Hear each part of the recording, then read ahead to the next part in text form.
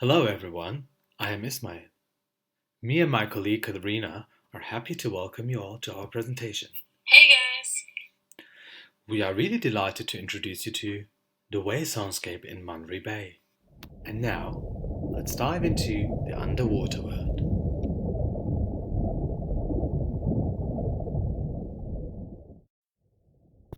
First of all, I would like to give you a brief overview of the topics that we will address.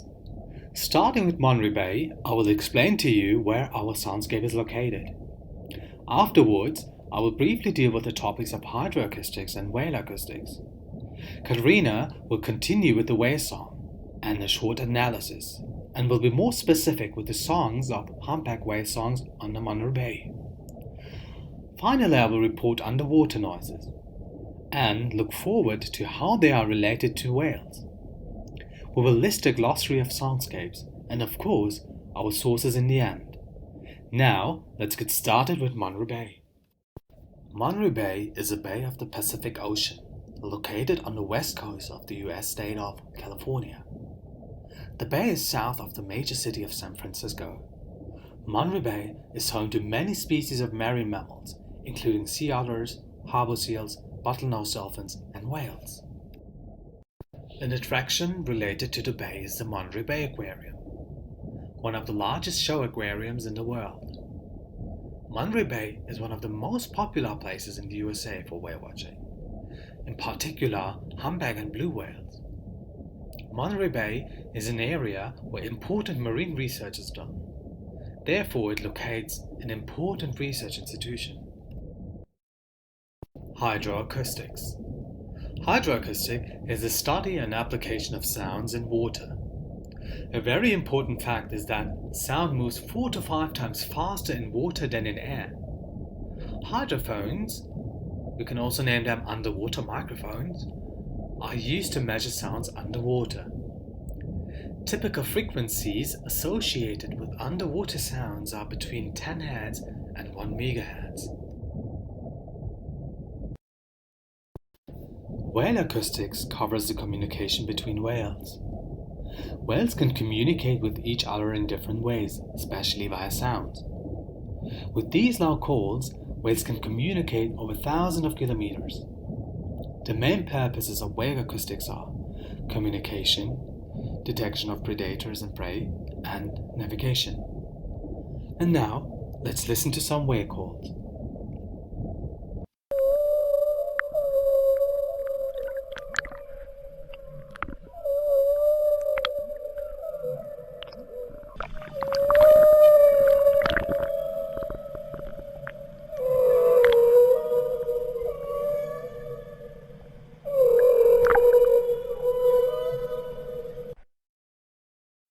Alright, let's explore whale acoustics further and let us talk about whale songs.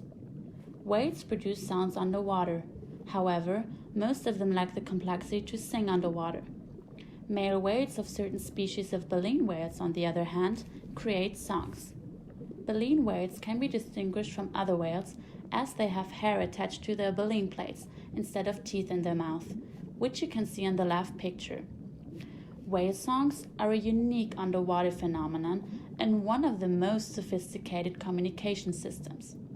They can consist of cries, moans, and chirps, are structured into themes, and can be repeated or changed as these baleen whales exchange pieces of songs between each other.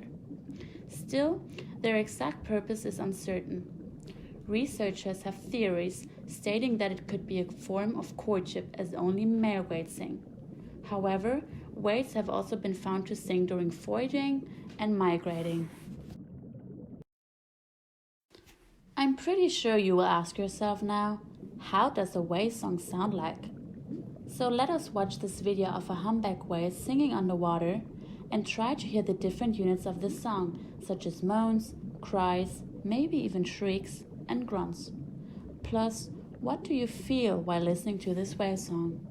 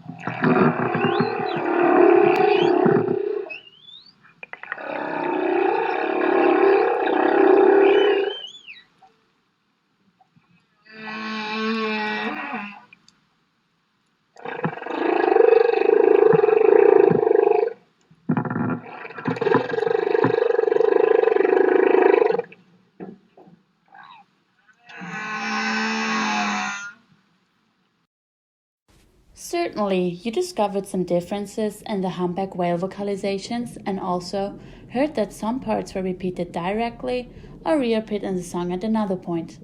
This characteristic of a humpback whale song can be seen when analyzing it, which we will do now. Humpback male whales create songs that are very unique when compared to other baleen whale singers. Therefore, they are regarded as the jazz singers of the sea. Other baleen whales are also able to sing, but their songs are easier to analyze. Songs of humpback whales, on the other hand, are known for their intricate song structure. A hierarchical structure can be found in their vocalizations, shown on this picture. The song consists of small units. These can be moans, cries, grunts, groans, gurgles, and chirps. A series of units make up a phrase, which can last up to 15 seconds, and a series of phrases make up a theme, which can last up to 2 minutes. All themes together can be repeated in a predictable pattern and form the whale song. One whale song can last up to 30 minutes, but the lengths of whale songs are extremely variable. They can be repeated for up to 24 hours. Pretty incredible, right? Moving on with our analysis on humpback whale songs, there has been analysis on the recordings on the Monterey Bay. The whale songs were recorded with a hydrophone located 900 meters below the water surface, which generates an excellent soundscape. Our next video shows how the recordings of a humpback whale song from the Monterey Bay were visualized on a spectrogram. Pay attention to the differences between the red elements in the spectrogram and the waves below it. Can you discover the different whale song units?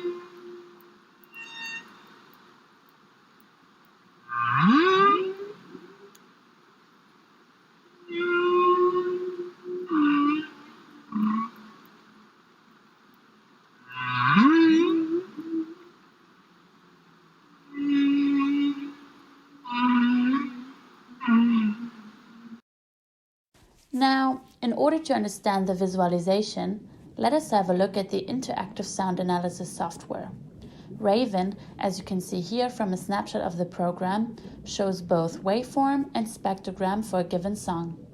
The waveform shows the amplitude versus time, while the spectrogram shows frequency in hertz versus time.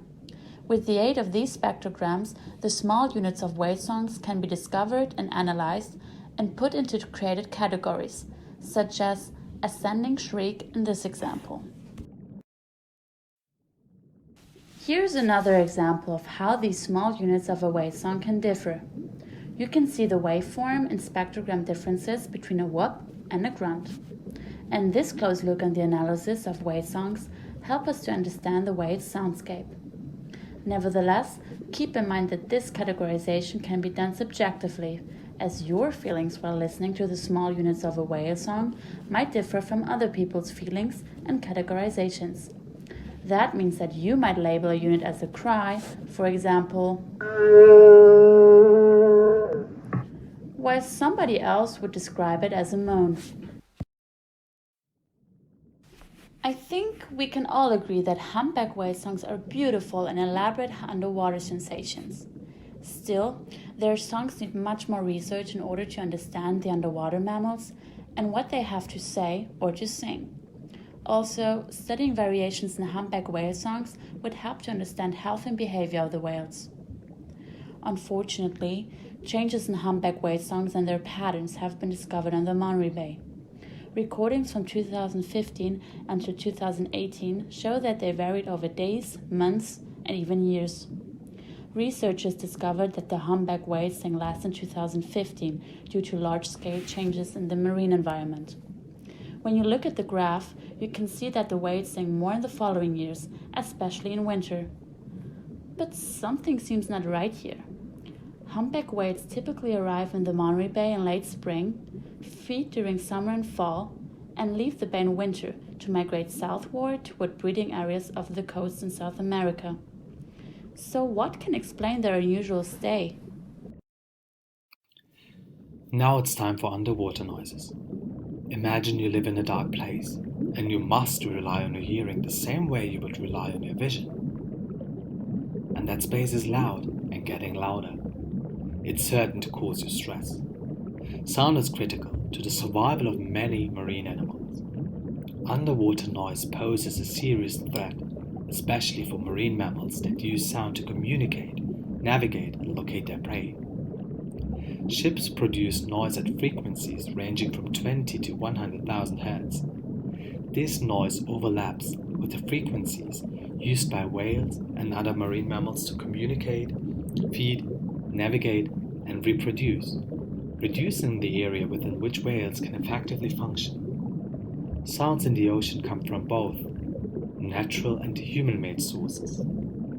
Now, listen to what it sounds like when a ship passes a pod of orcas.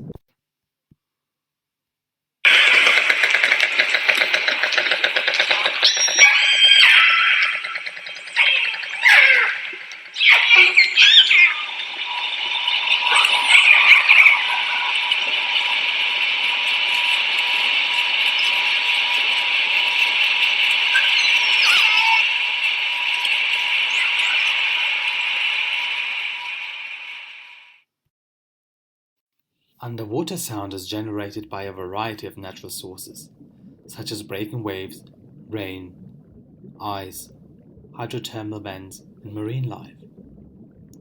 Here are some examples of underwater sounds from natural sources.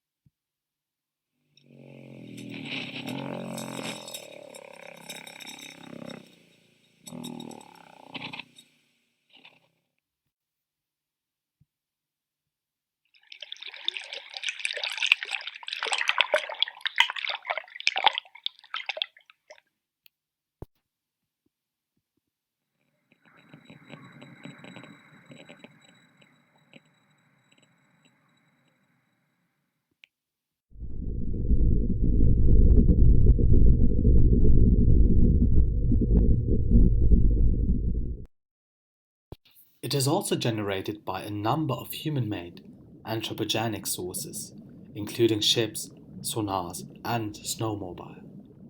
And here are some sounds of human-made sources.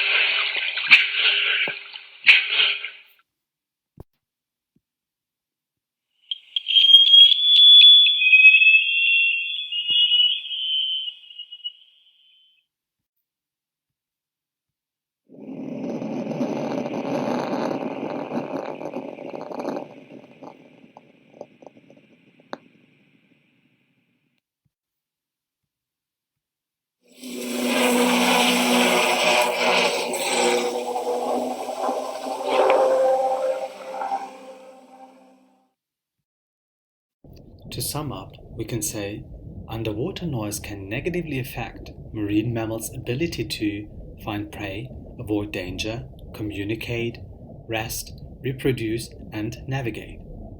Underwater noise can negatively affect marine mammals, resulting in changed behaviors, hearing loss, increased stress levels, displacement to quieter waters, and injury or death. And last but not least, we came up with 4 ideas how to reduce man-made noises, especially ships. Firstly, to slow down. Operate below the cavitation speed and avoid rapid acceleration. Secondly, maintain. Maintain clean hulls and propellers to reduce cavitation. Thirdly, reroute. Alter route when in the immediate vicinity of whales or other marine mammals. Finally, design. Incorporate quieting measures such as hull design and engine type when new vessels are built. Now we arrived at the end of our presentation. Here's our glossary of soundscapes. And here are our sources.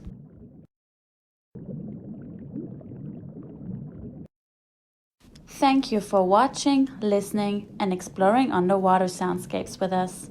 Bye, guys!